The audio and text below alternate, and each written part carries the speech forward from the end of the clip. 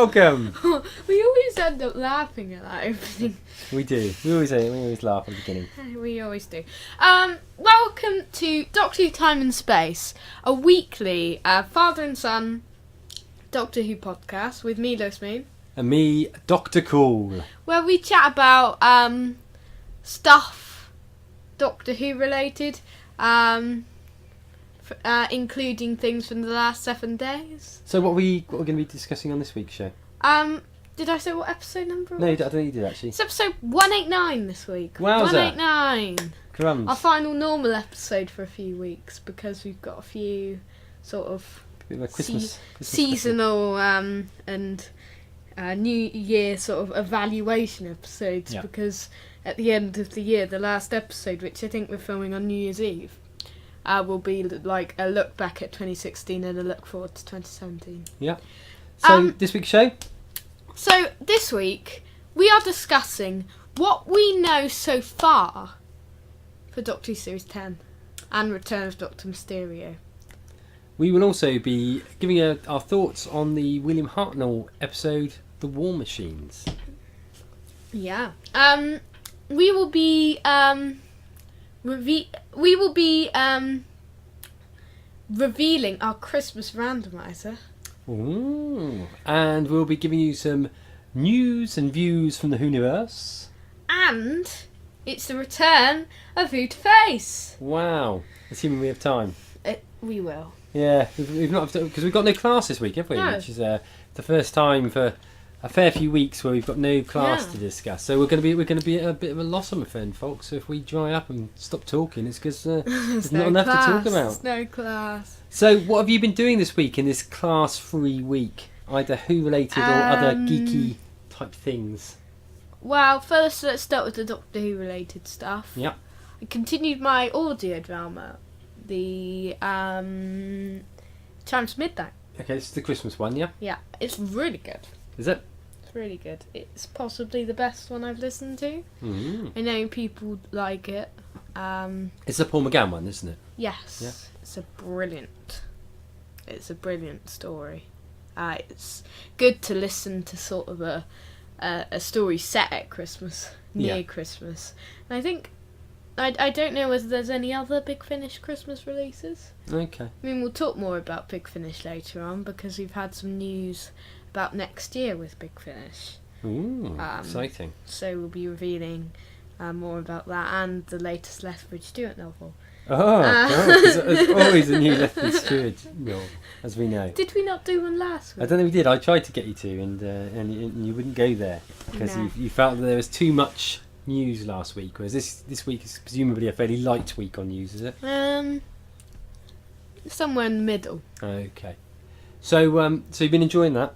Yeah. Is that one that when you bought that, was it actually on sale at the moment, or was it just because it was quite good value? You said just always £2.99 on download. See, bargain, £2.99. Nowadays, most Big Finish releases, 4-part Big Finish releases are £12.99, so I got £10 cheaper. Yeah. They do Big Finish sales now and again, which I do get things from occasionally, but they usually do them every week, actually. They don't do Doctor Who ones every week, but they do some sell. I think it's Gallifrey, I think, this week. So the one you've bought this one then, this Christmas one then, the £2.99 one, is that a 4-parter still?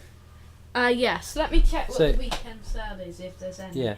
So I was just thinking, £2.99, what could you get for that? You could buy 4 Twixes, 4 Mars bars, or you can have 4 episodes of Who. So yeah, it's Unit this week. One.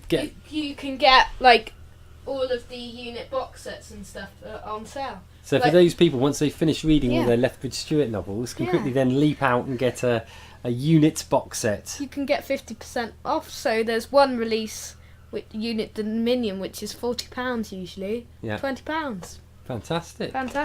So aside from listening to that Big Finish audio, have you done any other Who-related things this week? Not Who-related.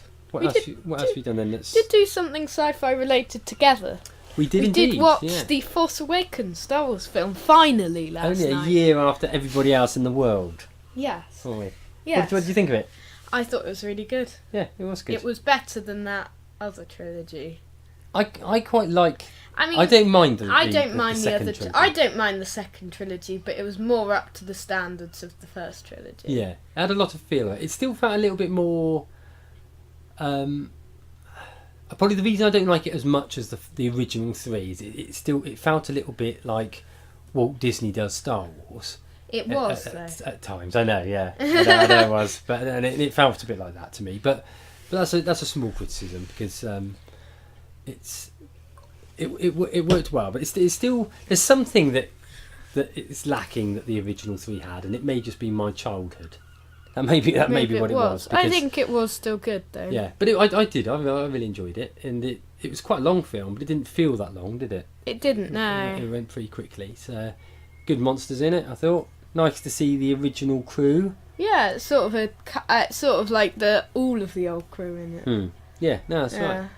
And we'll look forward to it. Next week we're going to go and watch Rogue One, aren't we? Yeah, so we'll let you know our thoughts on that next week on the podcast. Yeah, brilliant. Have you been doing anything this week? I mean, you've had sort of a week off. I have had a week off. I've not watched anything Who related other than the stuff we'll be talking about later on in the show.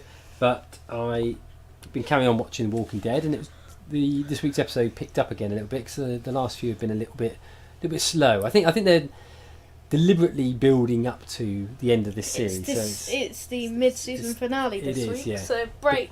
But it's definitely been it feels like a slower season than what we normally get. But that's not a bad thing. I've still been enjoying that. And Westworld came to a climax. That was a really good set of twists in that.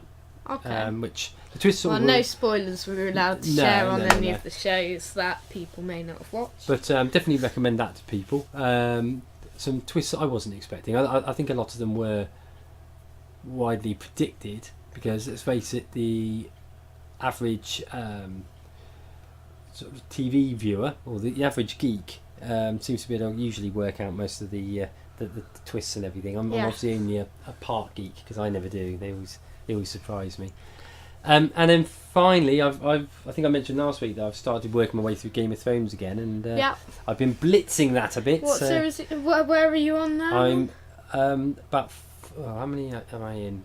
4 into series 2 now. Okay. So I watched a lot yesterday. So about halfway through series 2. Just under, yeah. Yeah.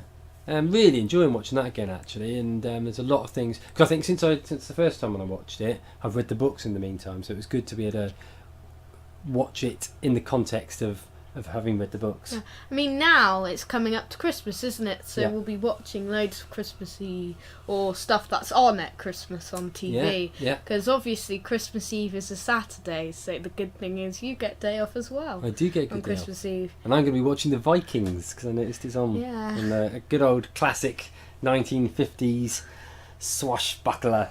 So I should be watching that, definitely. And what was the other film? The Jason and the Argonauts. Yeah, I love those. I love some of these old classics like that. Well, yeah, there's...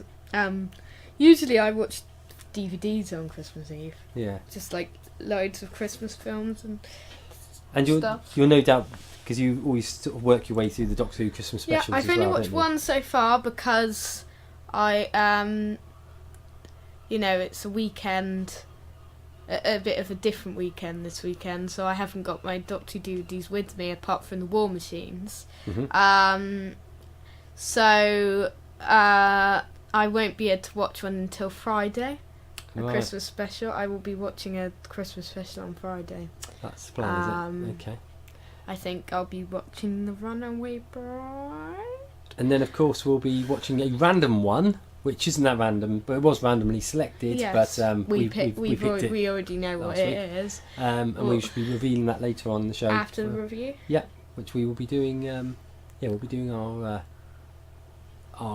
Christmas special next Saturday. Yes. Next Saturday. There'll be loads of... It'll just be all Christmas stuff, really. Okay. Well, on that note, should we click over to the news? Okay, let's have the news. So then, in the news today, a few things to talk about for both the TV series of Doctor Who and merchandise-wise. Excellent. First of all, a new TV trailer for The Return of Dr. Mysterio was released yesterday. I've literally just watched it. Yes, I watched it yesterday. I haven't seen it on TV yet, but, you know. What do you think of the trailer? It's very short to the point, isn't it? Yes, it is very short. It reminds me, I know when Capaldi and Stephen Moffat were talking about this episode, they both mentioned about it seeming like they wanted to get that feel of the old Christopher Reeve Superman films, and it definitely, watching that trailer, it reminded me of those sorts of films. Not just because there was a superhero there, but in the style of it. It looks very light-hearted. It looks very fun. I think it will be. I hope Nardo will be better than last time. Yes. Yeah, he made me laugh a little bit in the trailer. Yeah, he did. And it's the what was I gonna say?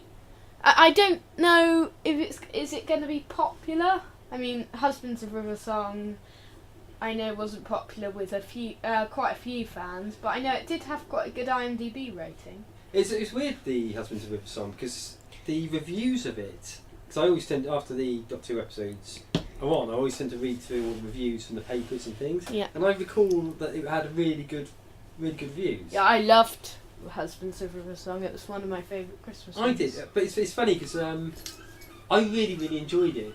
And very enjoyable. And it's placed really high on our randomiser list. And I was looking at it earlier on when we were placing War Machines, and we'll explain that obviously later on.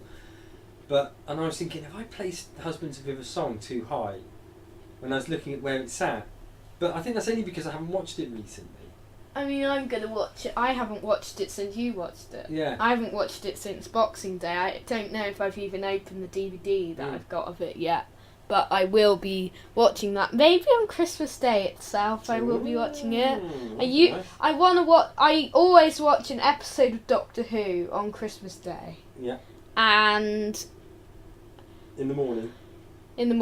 Yeah. A New Who one. Usually I watch the first episode of the series that's come out, but obviously there's no series to get, so I might watch a Christmas one, Husbands of River Song. Yeah, that makes sense, yeah. Why not? Why not?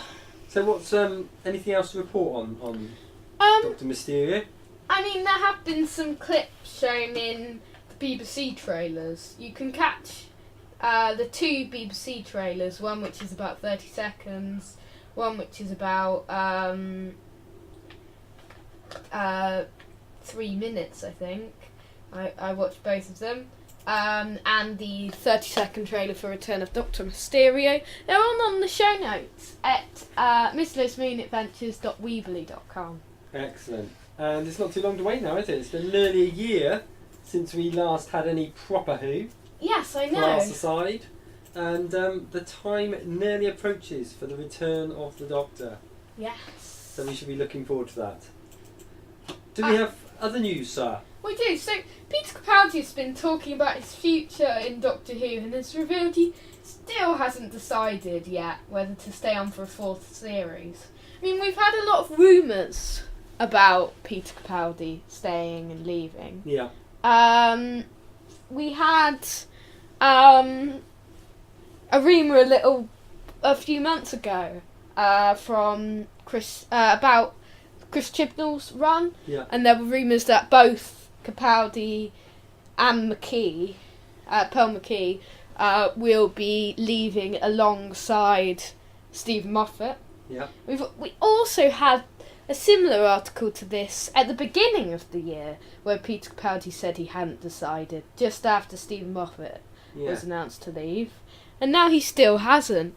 I wonder how much choice he'll have in it in the great scheme of things. I don't know. I think he probably will leave. I mean, as you know, Capaldi is probably my second favourite Doctor of all time. Yeah. But the interesting thing is, when I talk to a lot of other people, a lot of people would say, I don't like the new Doctor. Oh yeah, I talk to sometimes, people say they've gone off of it because of the new Doctor. Yeah. So I think it's. I think people that like the classic Who stuff really like him. Yes, because they he's do. far Yeah, more, and I like him. Yeah, I like the more classic of that sort of style, isn't he? I love the John Pertwee era. That's one of Yeah. that's possibly at the moment. Mm-hmm. I have real cravings to watch John Pertwee stories. It's Yeah. the Doctor I'm most enjoying at the moment. Okay, yeah. It's not in terms of the Doctor, but his episodes. I just love them so much. So I wonder whether, I think a lot of people that have come up used to the younger style Doctor, Like David Tennant and Matt Smith, because they were very similar. Yeah, I think they struggle a little bit with Capaldi. I think I might be wrong.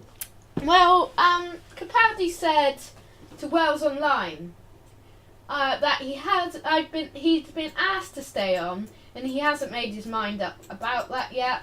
Mainly because he doesn't want to have to make the decision. He's trying to avoid it. Capaldi returns this Christmas in The Return of Dr. Mysterio, followed by a 12-part series to be shown next spring. Next year's Christmas special will be the last story under the aegis of current showrunner Stephen Moffat. New showrunner Chris Chibnall will take over in the 2018 series, but Capaldi has not decided whether he will stay for the transition. Doctor Who does take up a lot of time, but it is a wonderful use of it. It's special. I'm lucky enough to be in touch with other doctors. We all agree how extraordinary it is to be in this position. To decide to leave is a tough decision for everybody. It was very tough for Stephen, so I'm just putting it off for as long as possible. Capaldi has been seen in 28 episodes of Doctor Who, with another 13 in production. In comparison, Matt Smith has so far appeared in 46 episodes and David Tennant in 49. All have a long way to go to catch up with the record of the longest serving Doctor, Tom Baker, who was ranked at 174 episodes. But obviously those ones are more because they've got the multi-part stories. That's what I was wondering, whether that we're talking about stories or episodes. We're talking about episodes. Because they're also only 20 minutes long, aren't they? Yeah. Or 25 minutes long. Do you know what I would like to see happen? Yeah. And this isn't an original idea. I heard this. It was on one of the other podcasts that you were listening to. Box podcast, I think. But it might be when they were talking about how good it would be if Capaldi did half the season and then a new Doctor came in. And that would be really good. Would Chris Chibnall want to do that? I don't know whether he would. I mean, I want Capaldi to stay on as long as possible because he's funny, he's good, he's a great Doctor. He can be dark and light, and he's great as both. But wouldn't it be great to give Chibnall the opportunity to write one or two stories with Capaldi as a Doctor, and then to have his own Doctor that he's completely fully formed? Maybe they could bring Capaldi in to write the series. Wow. But no, they could bring not Capaldi in. They could bring Chris Chibnall in to write an episode of Series 10. Probably too late now. It's probably too late, but they may not have confirmed it. Well, that is true. But the I think part of my reasoning here is I just really I don't want the regeneration to be a Christmas one. Neither do I. I think it's too there's too much to fit in. If they're getting rid of the companion Doctor and the what do you call them? Showrunner. Yeah. It needs to either be in the season finale, in the next series, or it could possibly be a 2-part Christmas special. Or maybe they should just do like they did in the War Machines with Dodo, and we'll come on to that a bit later, but where perhaps they just suddenly say, the Doctor's regenerated and the companions have gone. They've gone on holiday, they're not coming back, and just end it like that. It was a very weird ending for Dodo. We'll talk about that later on. So, do we have any other news, Si? We do, yes. And we're going to move on now to Radio Times. Okay.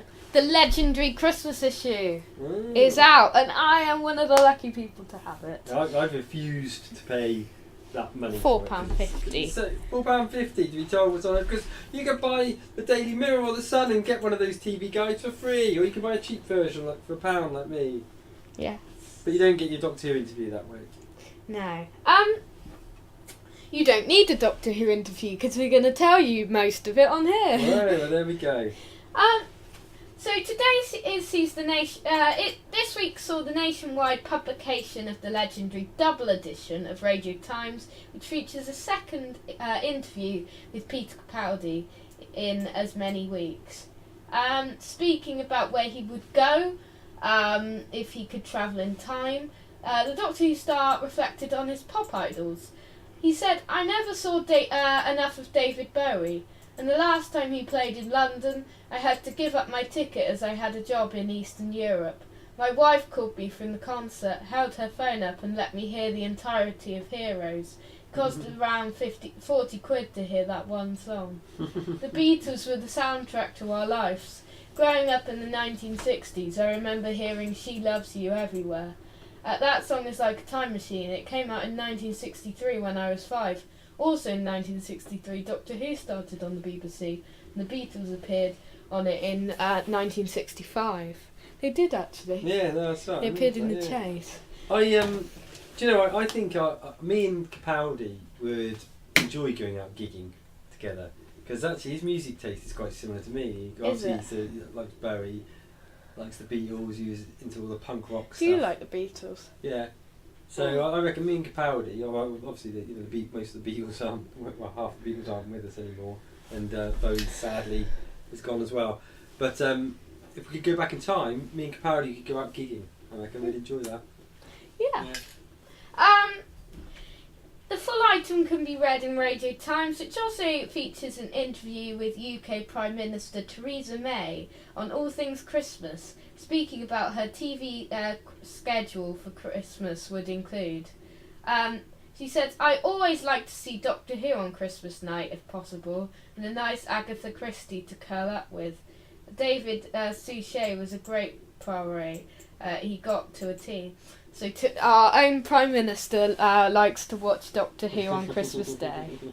Good old Theresa.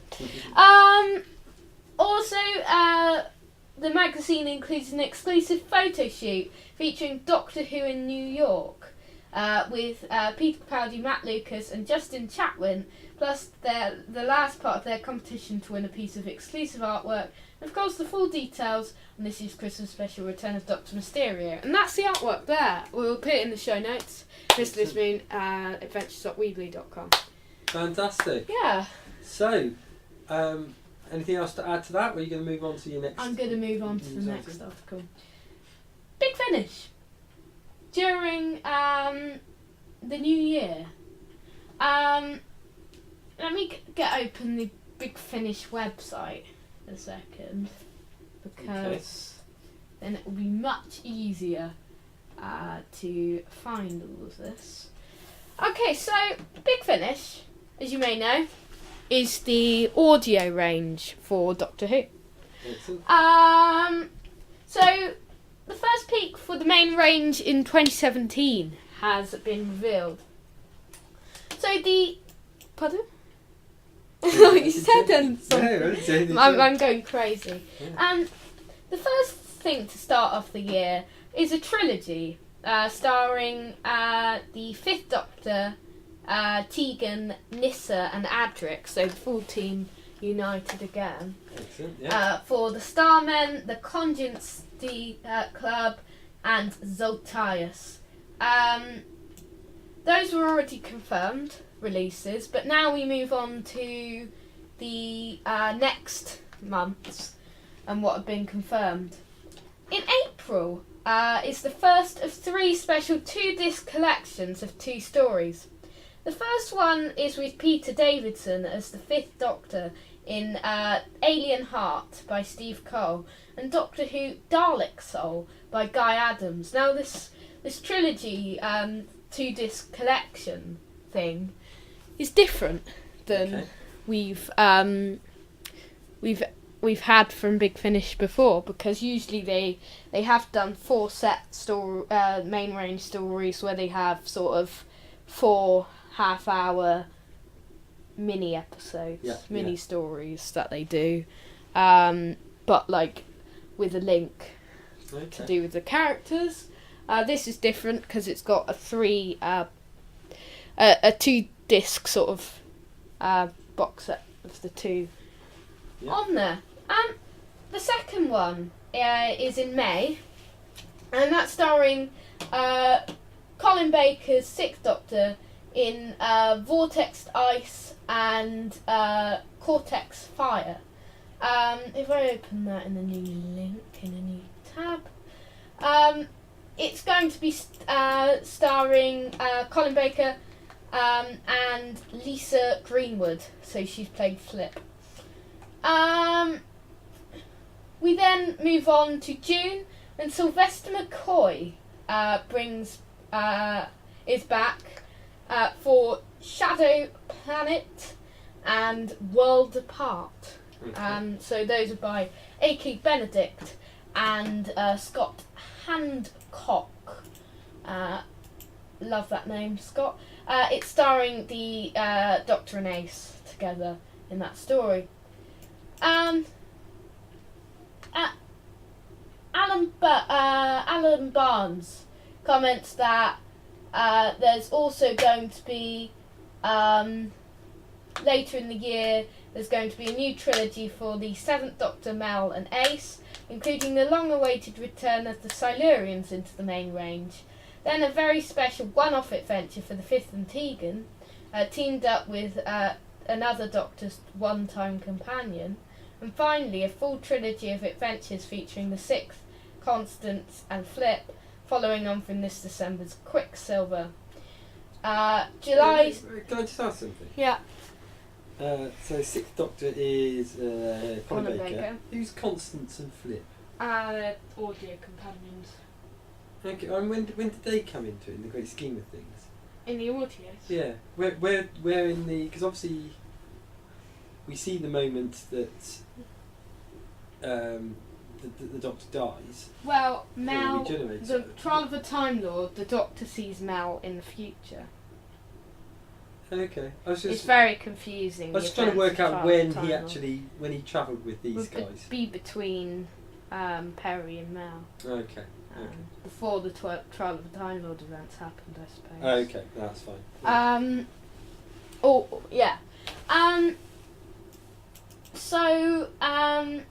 July sees the award-winning John Dorney back for the main range with The High Price of Parking starring the 7th Doctor, and then following a currently unannounced title for August, we're back with the often traditional 2 releases in September, with Matthew J. Elliott's The Silurian Candidate for Sylvester McCoy's Doctor, and Time in Office by Eddie Robson featuring the 5th Doctor. The main range can be bought individually or subscribed to it in both 6 and 12 episode runs at money-saving prices, as well as special subscriptions such as PDF file scripts, extended extras, and up to 4 Doctor Who subscriber short trips a year. That's quite good actually, isn't it? I didn't even know they did that. Yeah, they do. Yeah, that's nice. So, I mean, of these various Big Finish productions, what's the one that leaps out at you most of all, do you know? Now that you've flicked off the page. Now that I've flicked off the page. It'd be good to see the Silurians again. Yeah. And it's interesting to see who's returning for an adventure with... where was it? With another Doctor. Oh yeah, with the 5th Doctor and Tegan. Oh, is it a companion from a previous Doctor? Yeah. Doctor? Yeah, that would be interesting. More will be announced soon. Listen to the podcast for more Big Finish news. The Silurian one sounds good. Okay. So, what one would you like to? One of the ones without Mel in it. Okay. I'm not sure which one. So, any other news? One more bit of news, and it's a Lethbridge Stewart. Oh, hey, see, a Saturday isn't a Saturday unless we get some Lethbridge Stewart novel news. Candy Jar Books have released details for the final Lethbridge Stewart novel for 2016. I thought you could say the final one ever. No, never would that happen, because then we'd have no news. We wouldn't, would we? The book is written by Scottish author Ian McLean, known for his Big Finish creation, the Egyptian pharaoh Ariam, who became a companion to the Fifth Doctor, now subject of her own series from 2015. When did that happen? In 2004, he also co-wrote 2 scripts from Big Finish's Unit series, both of which featured Nicholas Courtney as Brigadier Lethbridge Stewart. The cover of Mind of Stone is by regular cover artist Colin Howard, who recently produced the cover for the animated Doctor Who DVD, Power of the Daleks. Mind of Stone also features a foreword by former Doctor Who script editor and author of the classic Fury from the Deep, Victor Pemberton, close friend of Mervyn Heisman and the man after whom Colonel Pemberton was named. The book is due to be shipped out mid-December, so that must be this week, and can be pre-ordered individually as part or as part of the Season 3 bundle, which includes the previous novels Times Squared by Rick Cross and Blood of Atlantis by Simon A. Forward, or the subscription deal for those wishing to get 6 books for the price of 5, now extended to international customers. There is also a special promotion for its online customers. It is still possible to enter the competition for on the Doctor Who news that you could do for Series 3 of Lethbridge Stewart novels, and that would have to be in by 11th of December. Excellent. So does that do us with the news? I think it does, yeah. So what's coming up next on the show? We are looking at, in the second account, what we know about Series 10 so far. So then, it's the end of 2016. Or almost. It's the last month of 2016. So that means it's time to give us a little roundup of what we know so far. I mean, we don't know that much, but we know a bit more than we did a few months ago when we did this. Yeah. Back in August, I think. What we know about Series 10 so far, we'll be talking about what we know about the series and what has been rumoured. We'll be discussing some of that. There may be some light spoilers, or the spoilers that may be heard may not be true. Yeah. Rumours. There are or sprumours. There's a lot. As I like to call them. Why? Because it's a spoiler rumour. Oh yeah. Sprumour. There's a lot of speculation and stuff going around, and mirror rumours and stuff. So there may be a few mild spoilers. Doesn't come up. Yes, or moderate spoilers maybe. It's not strong spoilers, don't worry. We do it on a 4 scale rating, mild, moderate, strong, very strong spoilers. Okay, so we never have very strong spoilers on the show, apart from when we don't know it's a spoiler. So what do we know? What do we know so far? So you're going to kick us off on this item? I am going to kick us off. Do you want to know? Should we do Return of Dr. Mysterio, or should we save that for next week? Save that for next week, I'd say. Because we are doing a little preview next week. It's not our main feature, but it's a little separate thing. We'll talk about that next week, I think. The series started filming on the 20th of June 2016 and is due to finish filming at the end of March, I think. The air dates will be Christmas 2016, Spring 2017 and Christmas 2017. There will be 12 episodes and 2 specials, and Moffat said that we're going back to more single-parters with the new companion. You want the simpler version of the show. Boo! I mean, what do you think of that? I mean, we're going to do this quite a lot. What did you think of that? I prefer the 2-parter. I do, because it gives a lot more time to venture the story. I think I did hear some rumours about titles earlier on in the week. Yeah. I don't know if they were true, but I don't know. I mean, from the title rumours, there were 3 at the end written by Stephen Moffat, which could indicate a 3-parter. Yeah. It could be like last time with Face the Raven, where it's sort of like. I can say they were three-part. sort of linked last time, weren't they? Well, they were closely linked, but they were separate stories. You could watch them in isolation quite easily, whereas you couldn't watch, say, Under the Lake on its own. I personally don't think. Do you think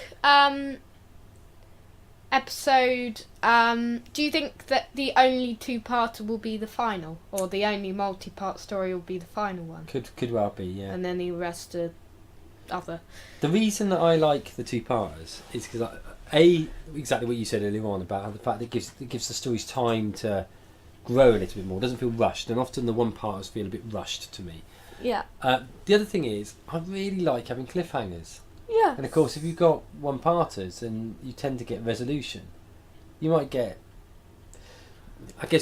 a little bit of a linking type thing, like what you have with Missy, which gives a little bit of excitement at the end. Yes. But there's something quite nice about when an episode ends, and you've got some big build up to look forward for next week.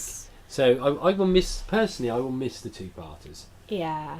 It would be a shame. And I think your view's changed on it, hasn't it, over the years? I think you used to prefer the 1-parters. Did I? Remember? Yeah. Why? Because of the fact that it was all done in one go. Really? Yeah, pretty sure. I was an idiot then. So, we know that Peter Capaldi will be playing the Doctor. It will be the first and probably only series to star new companion Paul McKee, who plays Bill. Also joining the recurring cast are Matt Lucas and Michelle Gomez, who we know Matt Lucas we know is going to appear in multiple episodes, and Michelle Gomez we know is appearing in at least one. Yeah. I guess. Do you think she'll appear in the final? I think so. I've still got a feeling that she will be responsible for the Doctor's demise eventually. Yes. So. And then I think she may demise as well, Missy herself. It wouldn't surprise me if and then, yeah. Do you know? How about if they both go out in a blaze of glory together? Yeah, that'd be good. Yeah. Mm. But then I guess you'd expect both of them to regenerate, wouldn't you?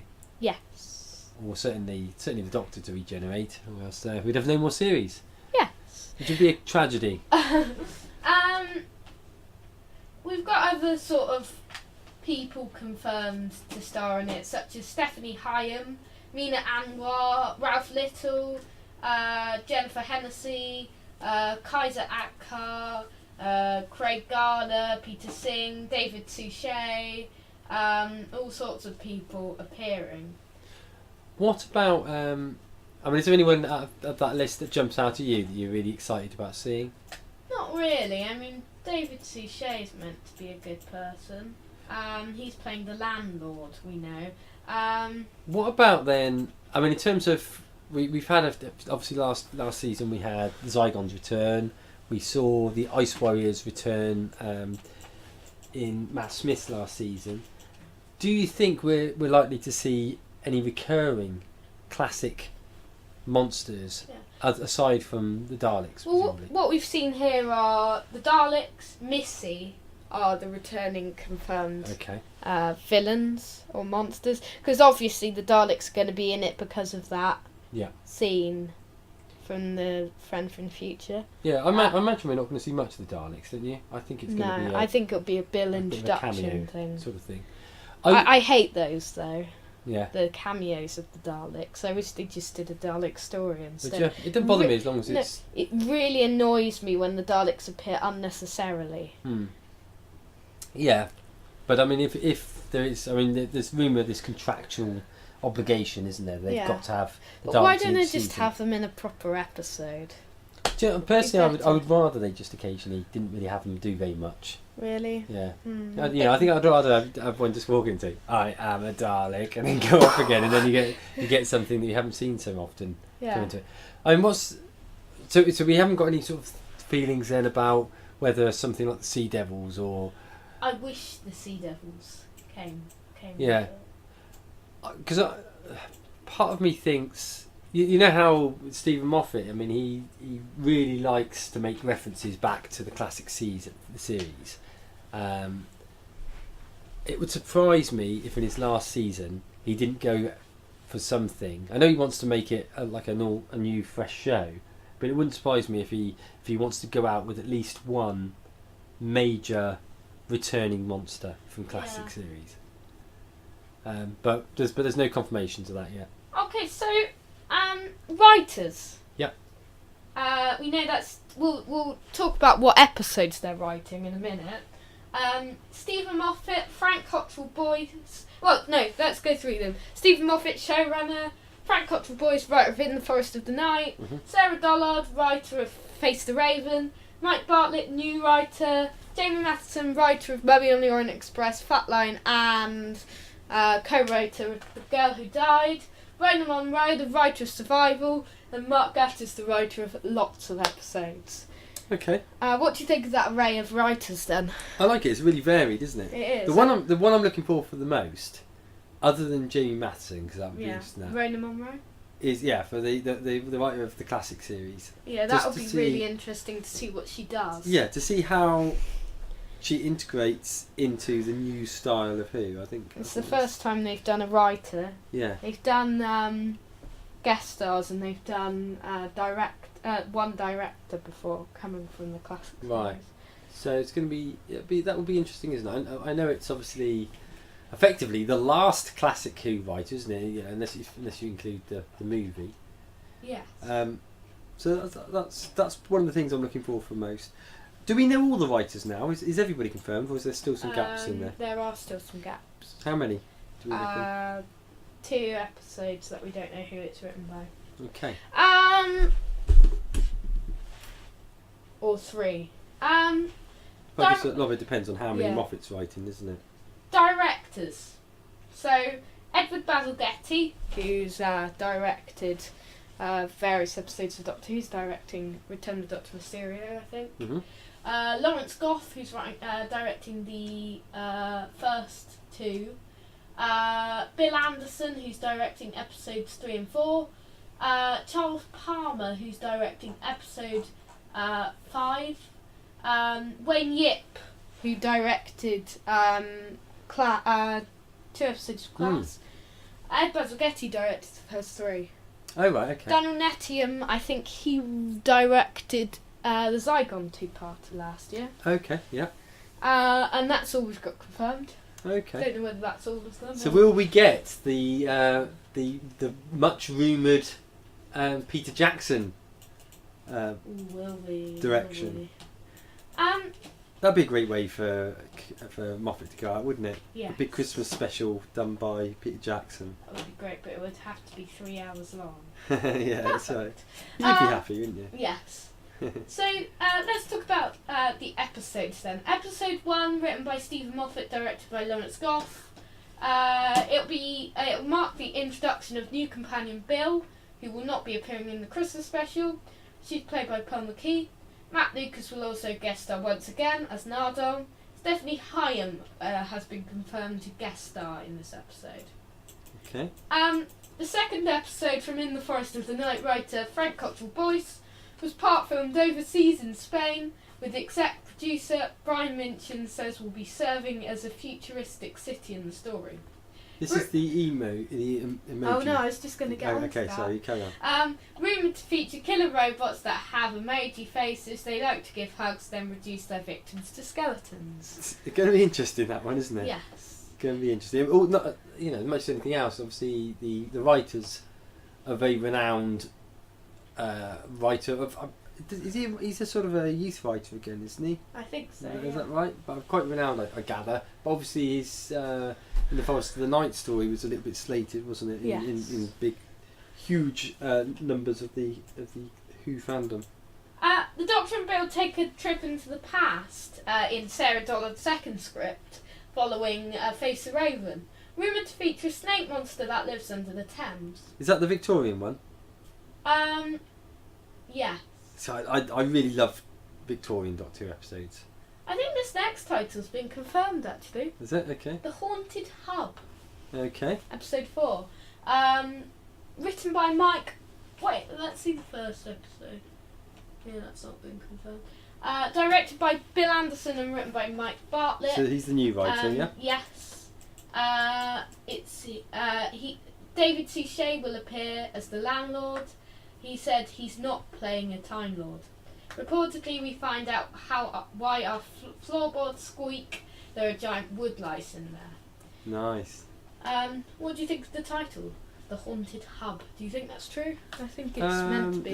It wouldn't surprise me if they change, but it sounds like a working title to me. Yeah. The next episode's not titled. It's by Jamie Matheson. He said it's very, very scary. Like, seriously, so let's go behind the sofa and just stay there until it's over scary. It's got more shocks and tense scenes than anything I've ever written. It's also a taut thrill ride, a gag test, a pitch black satire, and for the first time I'm writing for Bill and Nardo. That's the one that jumps out of all the ones so far. That's the one that jumps out at me. Yeah.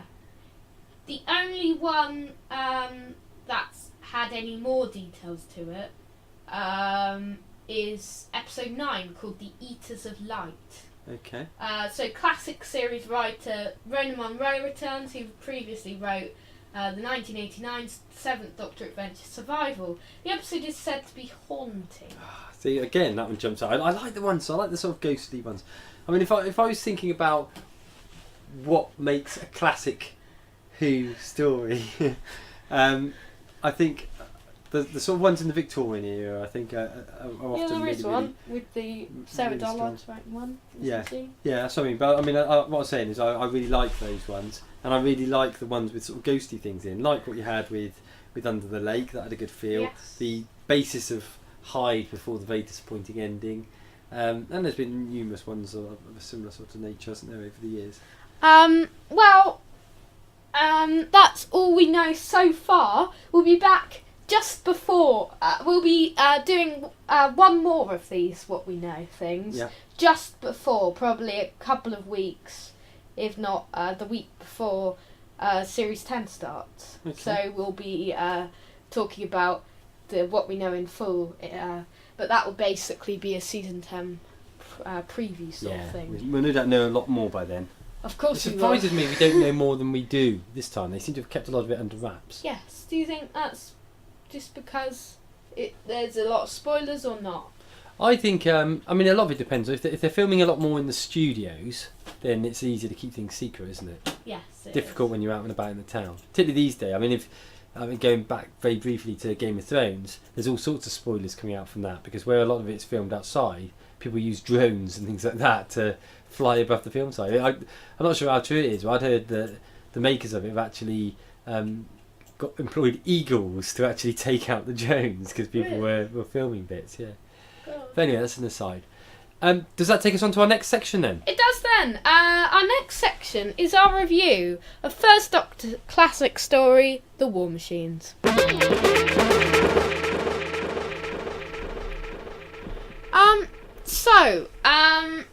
Now is our review of last week's randomizer, and the randomizer picked out last week for us the random episode generator. It picked out The War Machines, which is a First Doctor story with companions Dodo, Ben and Polly. It's special stories for all of the companions, as it's their first and last. All of them have pivotal first and lasts in this. Okay. Can you, Deacle, as always, give a little summary of the story synopsis? Okay, so as you mentioned, it's a William Hartnell First Doctor episode. It's one of the ones that's based in London, and it's just after the opening of the Post Office Tower, which is, for those that aren't familiar with London, is one of the real iconic landmarks of London. The Doctor gets this sort of weird sensation of strange energy, and basically, therefore, himself and his companion at that point, anyway, Dodo, they meet with a chap called Professor Brett, who's the creator of a powerful computer system called Wotan, which is Wotan. Wotan, sorry, which is the Wotan. Who's Wotan? That might be a rap band. Wotan, which is the Will Operating Thought Analog, and it's basically a computer that can solve problems and can actually think for itself, and that's basically turns out to be the key enemy for this episode, because in actually thinking for itself, it starts to build up this thought about destroying and taking over the world. So we first meet Polly, and Polly's Professor Brett's secretary, and Polly takes Dodo out to a local nightclub called Inferno, and whilst they're there they meet this slightly drunken seaman, Ben Jackson, and obviously that eventually, as time goes on, they become the Polly and Ben, or Ben and Polly companions that we see particularly with the second Doctor. Before Brett can actually leave the post office tower, he's hypnotised by this weird humming noise which the Wotan computer emits, and basically the computer gradually, over the course of the first couple of episodes in particular, starts to hypnotise various members of the various scientists, etc., in order to develop these large war machines that they plan, or that Wotan plans to send out to actually destroy the whole of London, and then onwards to the rest of the world. Does that give you a sufficient introduction into it, do you think? So, war machines. What you think, boy? This is one of my favourite William Hartnell stories. It's brilliant. I love it. What do you love so much about it then? I just like it so much. It's just so epic, so great, Because it's an odd one, isn't it? I mean, I really enjoyed it as well, actually, but it's one of those where monster-wise, villain-wise, or robot-wise, in this instance, it's dated more than a lot of the others. It has dated, because it always makes me laugh, really, the whole thing about computer technology, and I don't think anyone ever realised to the extent that computers would get smaller and smaller, in all likelihood, probably my mobile phone is probably more powerful than the Wotan robot now. So everything's quite big and chunky, isn't it? Yeah. So the war machines, probably when this episode came out in the late 60s. It must have been quite impressive, Yeah, it would have been quite have impressive. Something about technology. Yeah. I mean, Kit Pedler developed the idea for this, and Kit Pedler was one of the people who created the Cybermen. Okay, yeah. And I think what they recognised, wasn't it, was that actually robots did have potential to become quite dangerous. I mean, you see this advert on TV a lot at the moment with the Amazon Pod thing. I forgot what it's called now. The thing, Alexa. Yeah, Alexa. And that, to me, that immediately makes me think of Wotan. Yes, it does. When you speak to it and say, what's the weather like? The weather is quite sunny outside. So it immediately makes me think of that. You start talking to it, and it sort of starts saying, "Bring Doctor Who." Doctor Who is required. New companion then. Yeah. That you've never seen. I think it's the only companion. Oh no, you've not seen Mel. An episode. Thankfully. And short clip is sufficient for Mel, I think. I want to ask you what you think of Dodo. I mean, she does abruptly leave in the end of part 2. Yeah, after her hypnotist. We'll talk about that in a bit then. I mean, this story's not the best one for her. It's probably not the best, because there's nothing really that jumps out at all about Dodo in this one. There isn't anything that jumps out about Dodo. No, she's quite a bland companion. I don't mean that horribly to the actress. Jackie Lane. Yeah. I think. But certainly, you're only ever as good as your writers anyway, and it didn't feel like Dodo had that much strength of character. Certainly in this story. Whereas immediately, as soon as you meet Ben and Polly, they jump out of you, don't they? I like Ben and Polly. Yeah. I like, Polly's quite nice. Yeah, she is. And Ben's quite fun. He is. I mean, he's a real Jack the Lad, isn't he? Yeah. I think them being introduced into it only goes to show how weak a companion character Dodo is there. I mean, she's sort of wasted though in the story. Yeah. Because it could have got rid of her in another story because she's just so abruptly leaving. I mean, it's odd, isn't it? She's effectively she gets hypnotised. Yeah. Yeah. They rescue her from that.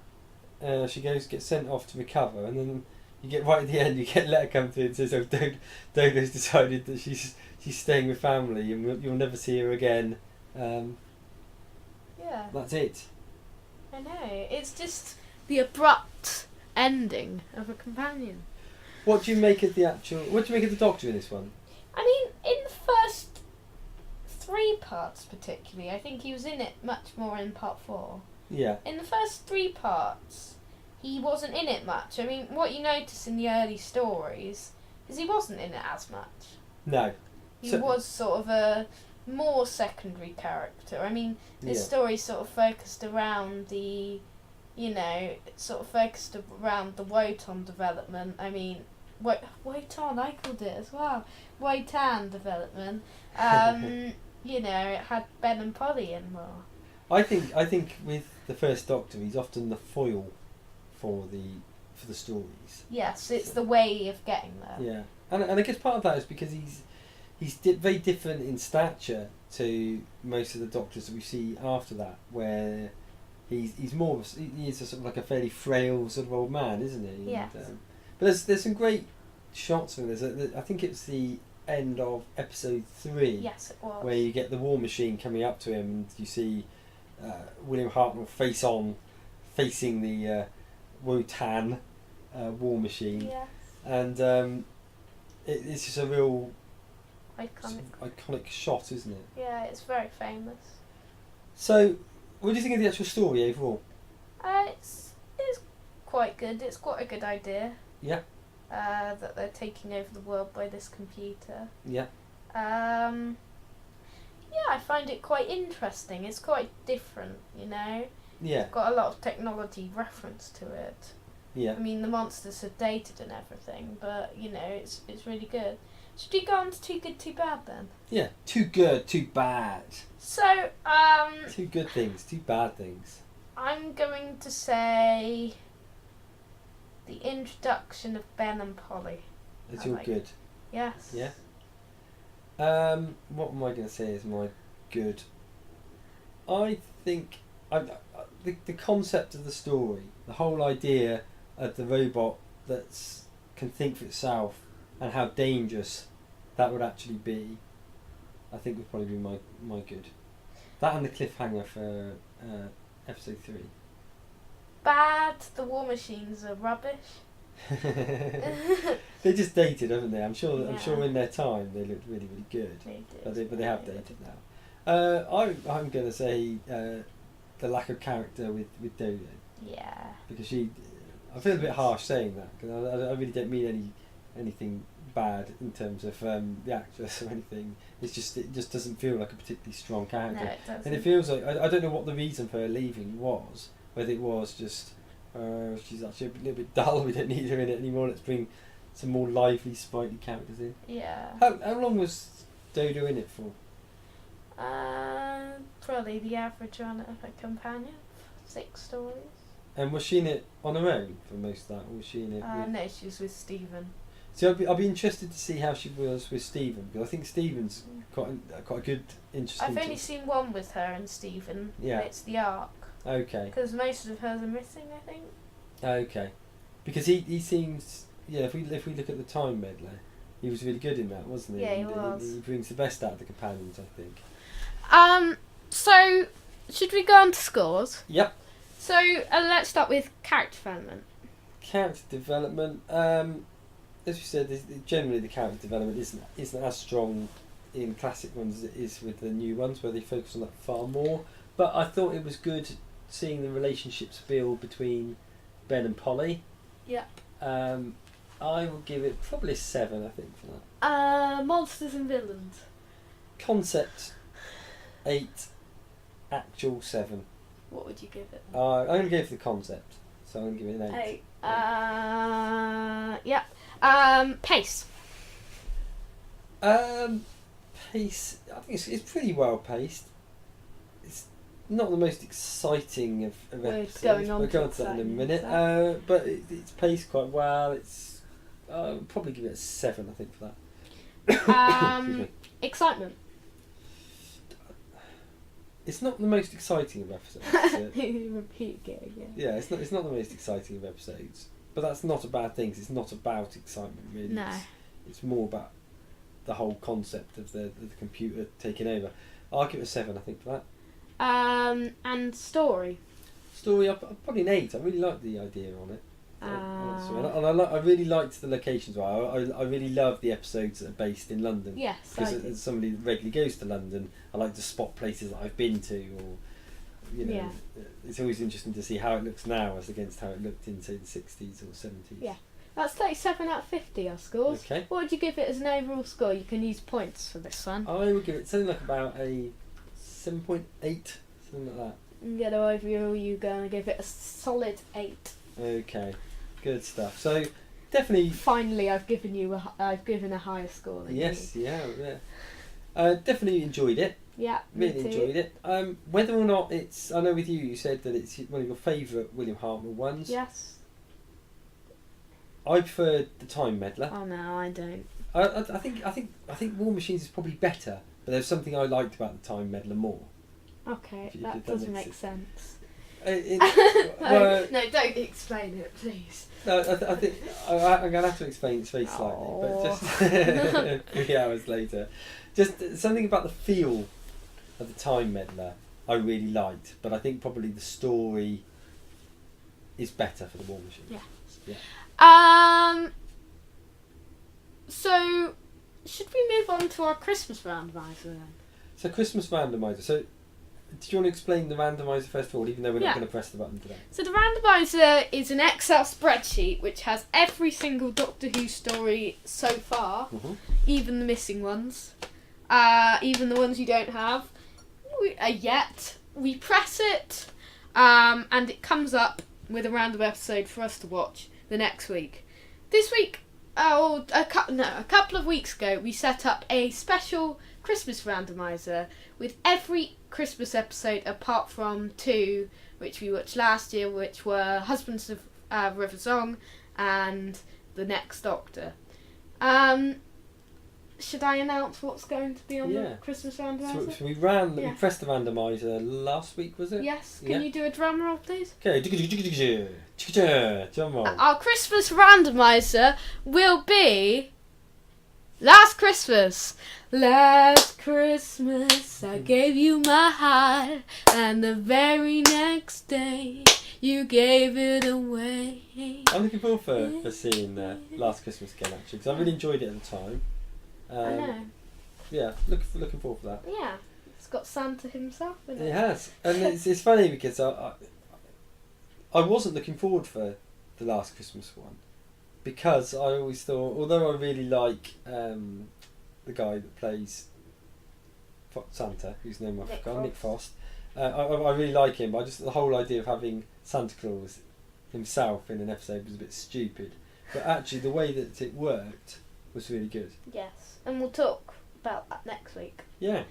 Do we have enough time for our game today? I think we do. Yeah. Do quite a quick one. It's our first round for quite a while, probably about 10 episodes, and it's Who to Face. Before we go on to the Who to Face, we will be giving you the results of this week's poll. Because we forgot. Yes, we forgot at the War Machines. We set up a poll every week now. Every Friday, you can vote in a poll of what you think of our randomizer episode. It's either fantastic, good, all right, or terrible. This week, the majority vote was for. Da, da, da, da. What was it for? It was for good. It was for good. Okay, so people generally seem to like it. We would love to actually hear more from people. So we're trying to get the Twitter account a little bit more active, and we'll be regularly asking for people's views on it. Time and space. Yeah. As in N. So we'll generally be posting these polls, trying to get people's opinions on it, but we'll also be just asking general questions out to you, Such the as listeners. What comes up on today's Who to Face? Yeah. Should I press the? Should I explain Who to Face? Because I don't think we've done it for a while. Yeah, I don't think since we've moved to the Potomatic platform, I don't think we've done it. So. Not only once. Who to Face? We've got a selection of some of the most well-known villains, and some of the villains we snuck in that aren't so well-known. Mm-hmm. And we've got the selection of all the doctors, and we have to, on the top of our heads, come up with a story for the Doctor versus the monster. It's been a long time since we've done this. It's been a long time. I'm out of practice with it. It's a very good idea created by D. Cool. Oh, thank you very much. All the game shows, I think I created Quiz or Question, and then you, which should come back in the new year. I think Quiz or Question we're going to bring back. If we can get the Twitter account more active, yeah, it'd be great. for season 10, at least we're going to have Quiz or Question back. Yeah. To have you answer, or have people ask us questions about the latest news and stuff, and and that will be in the new year. Okay. Every other week probably, or every now and again. So, shall we press the Who to Face randomizer button? Okay. Okay. So, what monster and doctor are we talking about this week? Okay. So, we have got the Cheetah People and the 11th Doctor. Should I go first? You go first. Yeah. Do you know about the Cheetah People enough? Yep, they're from Survivor, aren't they? I don't know very much about them, but I shall make some stuff up as we go along. This is an episode written by Raina Monroe. So it's quite apt, isn't it? Since we were talking about that earlier on. The 11th Doctor and Amy arrive on Earth. And they discover all is very quiet. They've discovered it looks futuristic.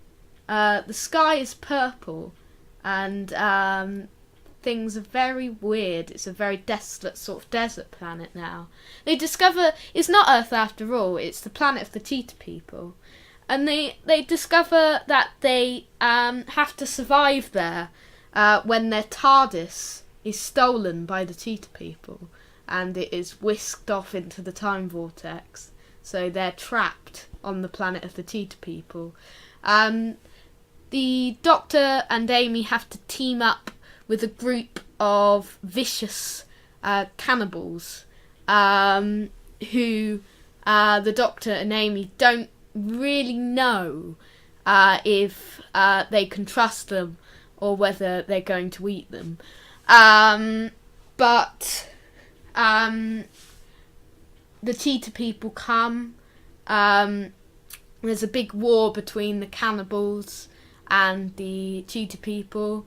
But then soon the cannibals become like the Cheetah People.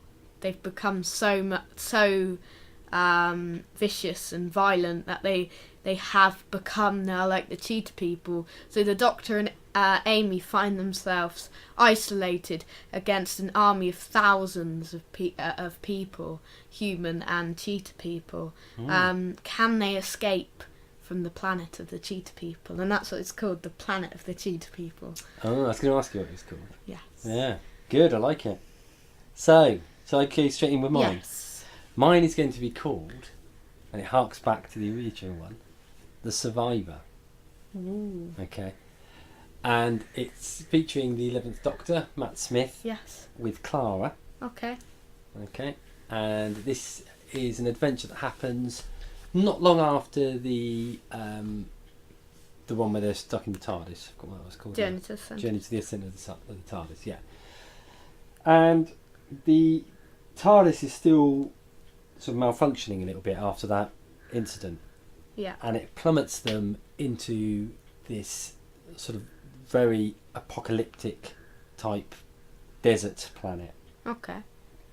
And the TARDIS sort of basically crashes into it. They both stumble out, and they just see this desolate sort of wasteland, and these footprints that sort of lead off in towards this sort of like sort of religious sculpture type thing. It's a bit like what you see with the pyramids, but it's not a pyramid. It's more of a sort of feline, cheetah-esque sort of idol. Yes. So they basically, most of the episode is involving them searching for this, and the Doctor starts realising that actually the place they found themselves at is the planet of the cheetah people, but sometime in the future, and they've obviously been either become extinct, or as they find out later on, they've been sort of raided and sometimes hunted, and gradually the race has become sort of pretty much wiped out. Yes. And they do meet this group called the Hunters. Okay. Who basically are raiding it. They're trying to find the last living survivor of the cheetah people, and there's a big sort of bounty on whichever one of them can actually get it. So at this stage, we haven't actually met the survivor ourselves. Eventually, the Doctor and Clara actually meet the last surviving cheetah person. Yeah. And it's this female cheetah person. Yeah. And they sort of do what they can to try and save her from the Hunters.